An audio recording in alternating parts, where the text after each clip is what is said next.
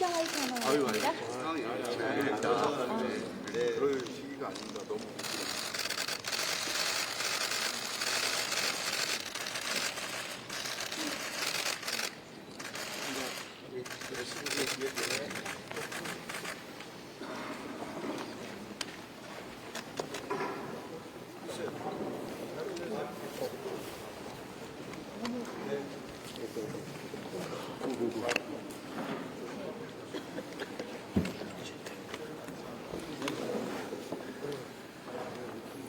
정원님 뭐지?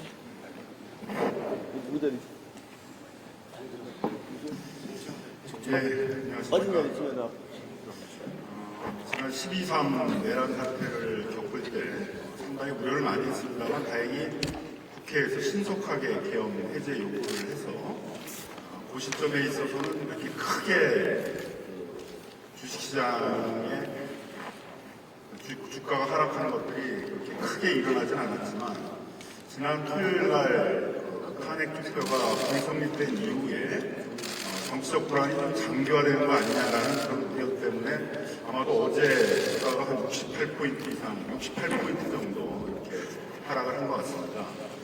저희들도 이제 상당히 이런 정치적 불안정 상태가 이 경제에도 상당한 혼란과 불안정을 주는 거 아니냐 상당히 이제 우려를 하고 있어서 현재 주가 동향이 어떤 상황인지 주식 안정을 위해서 어떤 조치들을 좀 취하고 있는지 이런 부분들을 국회 차원에서 점검하기 위해서 오늘 방문을 하게 되었습니다. 먼저 오늘 방문한 취지에 대해서 국회 정무위원회에 더불어민주당 간사이신 강준영 의원님께서 모두 발언을 해주시겠습니다. 네, 반갑습니다. 국회 정무위원회 더불어민주당 간사 강준현입니다. 지난 12월 3일 윤석열에 의한 비상계엄 선포는 헌정 질서와 민주주의를 파괴하는 반국가적 내란 행위였습니다. 특히 비상계엄 사태의 여파로 경제적 혼란은 점점 가중되고 있습니다. 환율은 어제 17원이나 오르면서 1,440원대를 향해 가고 있고 주식시장에선 144조 원이 증발하면서 코스피와 코스닥 지수는 최저치를 기록하고 있습니다. 무엇보다 비상계엄과 윤석열 탄핵 거부 사태로 인해서 국가 신용의 불확실성이 커지고 있다는 점이 가장 큰 문제입니다. 경제가 불안정하면 국가 경제도 서민 금융도 더 취약해질 수밖에 없습니다. 이런 와중에 지난 8일 대통령의 권한을 국무총리와 여당 대표가 위임받아서 행사하겠다는 발표를 했습니다. 이러므로 해서 대한민국 경제 신용도는 더욱 흔들리고 있습니다. 국민 주권을 근본부터 부정하는 위헌적 발상을 서슴지 않는 나라에 누가 투자를 하겠습니까? 어떻게 민생과 경제가 살겠습니까? 이에 오늘 더불어민주당, 조국혁신당, 사회민주당 소속 국회 정무위원은 작금의 심각한 금융시장과 경제 현황을 시급히 점검하고 경제와 민생이 소외되지 않는 방안을 모색하고자 합니다. 따라서 대한민국 경제 상황을 실시간으로 살펴볼 수 있는 이곳 한국거래소를 찾았습니다. 윤석열에 의해 파괴된 민생과 경제를 회복하고 내란 사태의 영향을 조속히 안정시킬 수 있는 방안을 고민하고 토론하면서 입법 정책화에 온 힘을 다하도록 하겠습니다. 국회 야3당 정무위원회 위원들이 적극적으로 힘쓰겠습니다. 고맙습니다. 예, 감사합니다. 어제 상황을 보니까는 그동안 12.3 내란 사태 이후에 순매도에 나서고 있던 외국인 투자자들 같은 경우는 좀 진정세에 돌아선 것으로 보여지고 기관 투자자들이 계속 선방을 했음에도 불구하고 개인 투자자들이 1조 2천억이나 매도를 하면서 상당히 주식시장이 좀 불안한 모습을 보이기도 했습니다. 아마 우리 국민들이 투자자들이 이 정치적 불안정성이 탄핵이 불성립되면서 다소 장기화되지 않을까 하는 이제 그런 우려가 반영된 것으로 보여지기도 합니다. 빨리 탄핵 문제를 해결을 해서 정치적 안정성을 기하는 것이 이 경제의 안정으로 가장 크게 기여할 수 있는 바라 이렇게 저희도 생각하고 있습니다. 오늘 좀 상황을 좀 점검하고자 하는데요. 먼저 김학균 신영증권 리서치 센터장님으로부터 주식 시황 상황을 브리핑 갖도록 하겠습니다. 안녕하십니까. 저는 신영증권 리서치센터에서 일하는 김학균입니다. 지금 지난주 화요일 이후에 금융시장의 반응을 말씀을 드리겠습니다. 지금 보시는 그림은 우리나라 코스피와 코스닥 지수가 그려져 있는데요. 지난 화요일 밤 개업 선고 이후에 코스피가 5.2%, 코스닥이 9.2% 떨어졌습니다. 근데 이름 들어보셨을 법한 블룸버그라고 하는 금융정보 단말기에서 전 세계 한 90여 개 주가 지수를 이제 트래킹을 하는데요. 코스닥이 꼴찌입니다. 93등, 코스피가 92등이니까 이 주식시장의 반응은 우리 땅에서 벌어지고 있는 정치적 불확실성 주가가 좀 민감하게 반영하고 있다. 이런 평가를 내릴 수 있을 것 같습니다. 외국인 투자자의 동향을 말씀드리면 전체적으로 개업령 선고 이후에 외국인 투자자들이 한국 시장에서 주식을 하는 건 사실입니다만은 다행스럽게도 우리 증시에서 공격적으로 이탈하는 모습은 나타나고 있지 않습니다. 왼쪽에 이제 코스피 시장의 외국인 일간지 매수를 이제 그려봤는데요. 12월 들어서 외국인들이 이 개업령 선고 이후에 9천억 원 정도 순매도하고 있는 것은 사실입니다만은 11월 말 정도 개업령 이전에도 굉장히 많이 팔았기 때문에 외국인들이 한국 시장을 신경질적으로 이탈하는 모습은 아직까지 나타나고 있지는 않습니다. 외국인들이 이렇게 주식을 한국 주식을 안 팔고 있는 건 제 생각에는 올 말부터 이미 좀 많이 팔았습니다. 그래서 항공물 포지션이 충분히 축소가 되어 있기 때문에 외국인들의 이탈은 강하게 나타나지 않는 것 같고요. 다만 그래도 외국인 투자가들이 좀 그래도 정치적인 요인에 영향을 받았다고 볼 수 있는 것은 대만이라는 나라가 한국과 경제 구조도 비슷하고 외국인 투자가들도 대체로 비슷하게 대만 살 때 한국도 사고 대만 팔 때 한국도 팔고 그렇습니다. 근데 개업령 선포 이후에 대만 시장에서는 꽤 많이 팔고 있거든요. 근데 우리 시장에서 순매도를 나타내고 있는 거니까 공격적으로 외국인이 이탈하고 있다고 볼 수는 없습니다만 어느 정도는 외국인 매매안에 투영이 되고 있다고 평가를 해야 될 것 같습니다.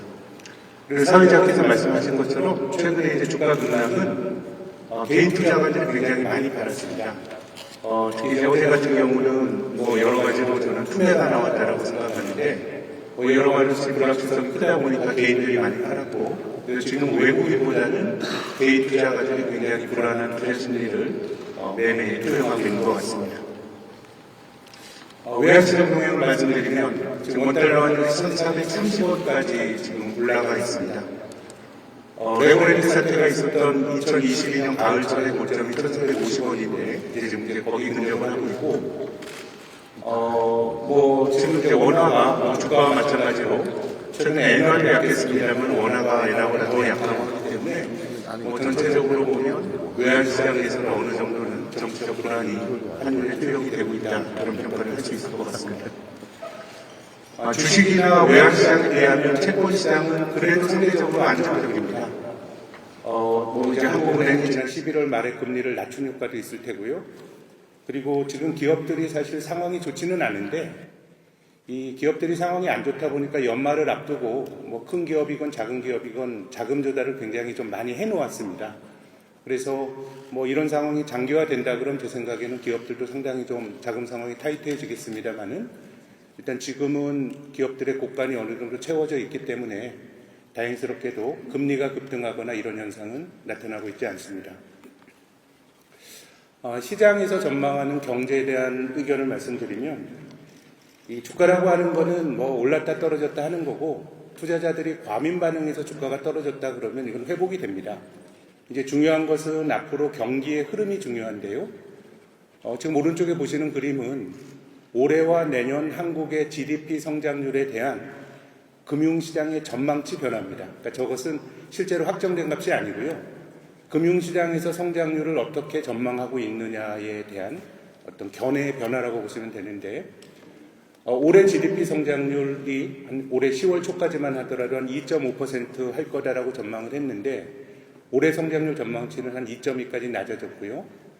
내년 성장률 전망치는 지금 뭐 1.9%까지 낮아졌고, 뭐 몇몇 금주에 전망을 하는 기관들은 뭐 1.7% 뭐 이런 전망도 나오고 있는데, 이게 1% 성장이라는 게 어떤 의미냐면 우리나라가 60년대 이후에 경제 개발을 한 이후에 앞에 성장률이 일자 찍힌 게 작년밖에 없습니다. 작년이 역대 5번째로 낮은 성장이고요. 내년에 성장률이 이제 1%대로 찍힌다 그러면 역대 5번째나 6번째로 낮은 성장률이니까 굉장히 이제 기록적으로 낮은 성장률이다라고 생각하시면 될 것 같고요. 저는 이 성장률 전망치가 조금 더 하향 조정될 여지가 이제 있다라고 생각을 하는데요. 지금 보시는 그림은 우리나라 GDP를 구성하고 있는 요인인데, 보시면 이제 민간 소비라고 하는 게 GDP에서 차지하는 비중이 계속 줄어들고 있습니다. 그러니까 한국의 성장률도 둔화가 되고 있는데 전체 GDP 성장률보다 소비가 더 안 늘어나니까 우리나라 GDP에서 소비가 차지하는 비중이 줄어들고 있고요. 보시면 건설 투자, 설비 투자, 소위 말하는 내수를 구성하는 항목들이 굉장히 안 좋습니다. 그러니까 한국 경제는 수출이 좋으면 경제 지표가 좋아지고, 근데 수출 좋아진다 그래서 내수는 별로 안 좋아지는 그런 상황인데요. 9페이지 왼쪽 그림은 우리나라의 소매 판매입니다. 한국이 소비하고 이걸 보여주는 건데, 지금 소매 판매가 최근에 전년 동기와 비교해 보면 24개월이 마이너스가 찍히고 있습니다. 저 24개월 소매 판매 마이너스는 여기 계신 분들이 경제활동 하신 이후로 최장기간의 소비 침체입니다. 외환위기 같을 때는 소비 침체의 골이 지금보다 훨씬 깊었습니다만은 한 13개월 나쁘다가 경제가 리커버리가 됐는데, 지금은 이제 24개월째 마이너스라고 하는 거는 뭔가 자영업자를 비롯해서 뭔가 데미지가 계속 쌓이는 경제 주체들이 이제 쌓인다라는 것이고요. 10페이지는 스킵을 하고 마지막으로 11페이지를 말씀드리겠습니다. 지금 대체로 내년도 성장률이 한 1% 중후반 할 거라고 하는 게 민간이나 아니면은 그 공적 연구기관의 대체적인 전망인데, 내년도 성장률 전망에 있어서는 기업들의 설비 투자가 늘어날 거다라고 하는 전망이 다 투영이 되어 있는데요. 저는 내년에 설비 투자가 줄어들 수도 있다고 봅니다. 이제 지금 보시는 그림은 우리나라 투자의 증감입니다. 대부분의 경제 지표가 성장률이 둔화가 되지 이 경제값 자체가 전년도 대비해서 마이너스로 줄어드는 경우는 별로 없는데, 한국의 투자가 2년 연속 줄어든 게 역사적으로 3번 있었습니다. IMF 외환위기 때 2년 연속 감소였고, 글로벌 금융위기 때 2년 연속 감소였고, 우리가 눈여겨봐야 될 거는 2018년, 19년도 2년 연속 감소였습니다. 저 때가 미중 무역 분쟁이 생기면서 기업들이 뭐 어디 투자해야 될지 뭐 못하다가 2년 연속 마이너스가 났거든요. 근데 올해도 기업의 투자가 3분기까지 마이너스니까 내년에 무난한 전망은 올해 마이너스니까 내년에 늘어날 거다라고 생각하는데, 투자라고 하는 거는 굉장히 여러 가지 정치적 불확실성이나 사회적 불확실성을 반영하는 거기 때문에 제 생각에는 내년에 투자가 또 줄어들 수도 있고, 그러면 이제 우리가 보는 성장률보다 눈높이가 좀 하향 조정될 그런 리스크가 있지 않겠는가라는 게 제 의견입니다. 예, 이상으로 발표를 마치겠습니다. 일단 신영균 리소스 센터장님에 대해서 우리 의원님들이 질의하시는 것까지 공개하고 증권거래사하고 토의하는 저희가 논의하는 부분들에 대해서 좀 비공개로 진행을 하도록 하겠습니다. 비공개 진행한 이후에 논의가 끝난 다음에 기자회견하고는 좀 백프를 하면서 질의응답을 받도록 하겠습니다. 우리 발제자한테 질의가 필요하신 의원님들 계신 질의해 주시죠.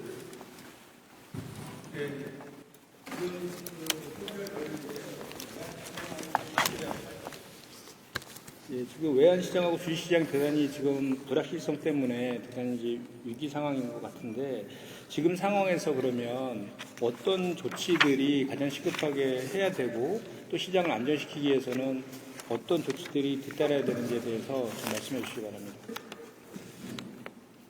제가 시장에서 일을 해보니까 어떤 시장에 어떤 조치들이 하는 건 좋겠지만, 저는 좀 한국 사회에서 벌어지고 있는 일을 금융시장이 좀 정확하게 반영을 하고 있다고 생각합니다. 그래서 이런 상황에서 증권펀드나 이런 것들이 투입이 되더라도 큰 방향성 자체를, 투자자들이 생각하는 불확실성 자체를 좀 없애주는 게 중요하다고 생각이 되고요.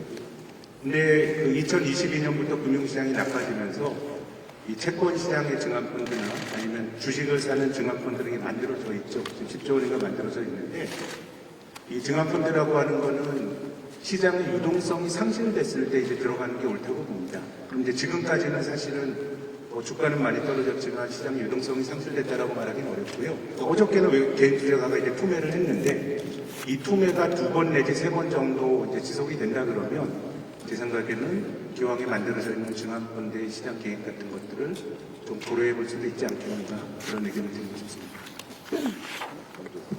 제가 하나 여쭤보겠습니다. 박상혁 의원입니다. 사실은 조금 전에 저희는 우리 센터장님 맥락 속에는 빨리 불확실성이 해소되어야 된다는 그런 내용이 함의되어 있다고 생각하는데 우리나라와 같은 경제 규모 또 민주화의 정착이 있었던 나라에서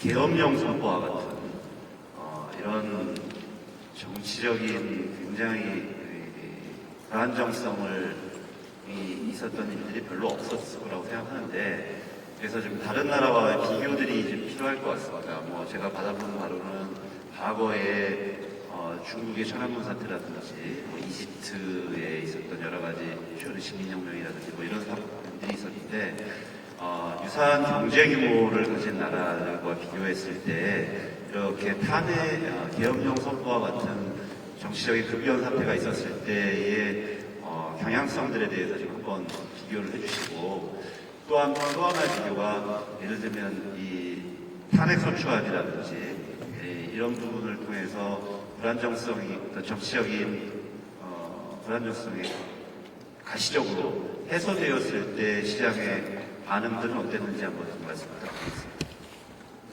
지금 의원님 말씀하신 이집트나 중국 같은 경우는 자본시장의 발전 정도나 개방도 이런 거 생각하면 우리나라라 비교하기는 좀 어려울 정도인 것 같고요. G20 정도 되는 정도 나라에서 이런 일은 제가 잘 알지 못하지만 제 기억 속에는 이제 없습니다. 우리가 직면해 있는 불확실성이 언제까지 완화가 될 텐데 이제 좀 걱정이 되는 것은 이 세상이라고 하는 게 늘 이상한 일이 벌어지지만 그걸 견딜 수 있는 기초 체력이 단단하다 그러면 사실 이제 넘어갈 수 있습니다. 그래서 역사적으로 탄핵의 사례가 3번 있었죠. 2004년, 2016년, 지금과 비교를 해보면 경제 환경은 지금이 제일 안 좋습니다.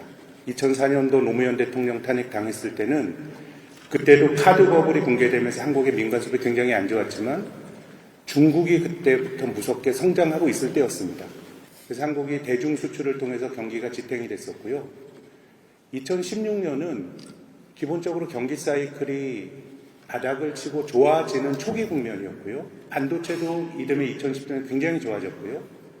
또 트럼프 대통령이 2016년에 당선됐습니다마는 관세 올리고 했던 거는 2018년 여름부터 했거든요. 그러니까 그때는 사실 경기 사이클이 좋았는데 지금은 경기 사이클이 아무리 보수적으로 보더라도 3분기부터는 경기가 이제 하강을 하는 국면이니까 사이클이 나쁘고요. 또 반도체 삼성전자나 이런 쪽의 체력도 매우 약해졌고 또 트럼프 대통령이 어떻게 할지 모르겠습니다만 관세 부과라든가 이런 대외적인 리스크도 있기 때문에 제 생각에는 이런 어떤 불확실성을 감내할 수 있는 소위 말하는 경제적 펀더멘탈은 과거 2차례 경우보다 지금이 저는 더 취약하다고 생각합니다.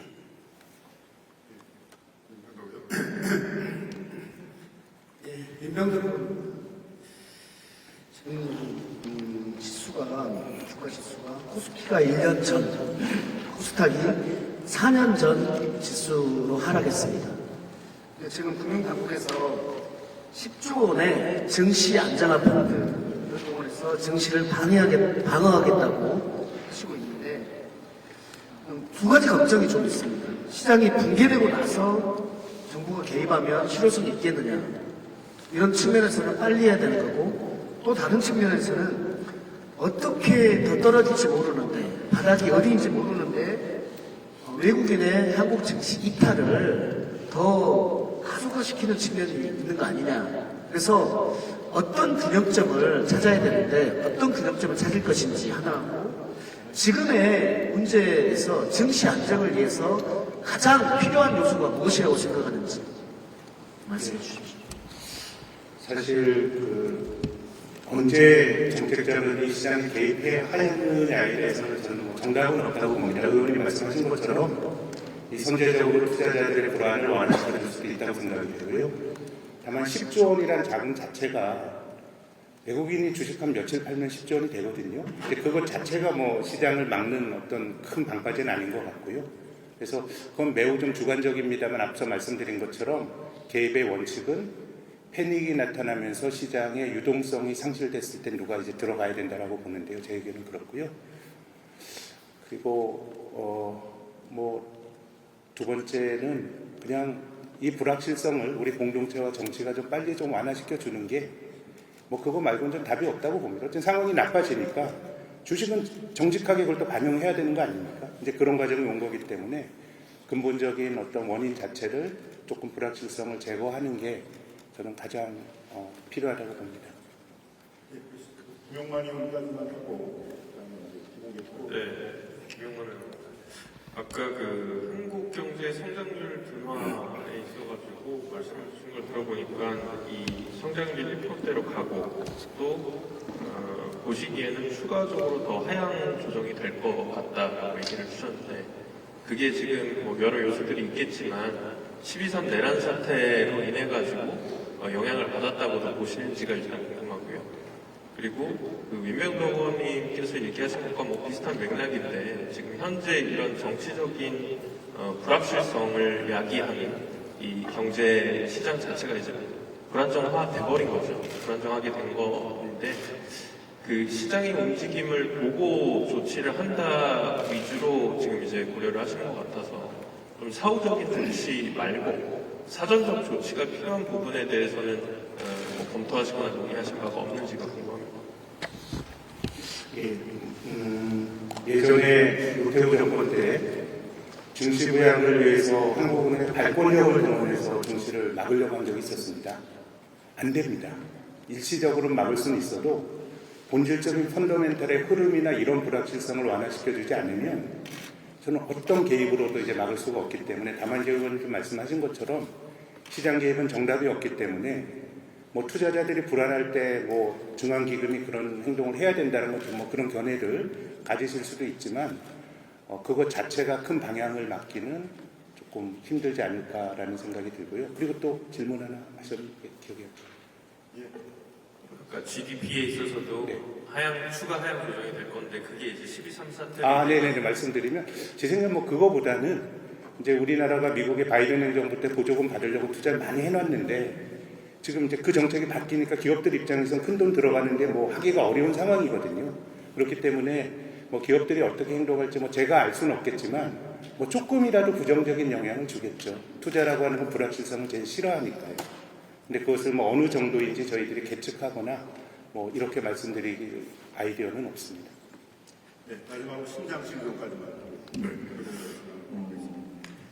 대한민국 기업에는 모노리스크가 있고 대한민국에는 대통령 리스크가 있다라는 자주 섞인 말이 나오는데요.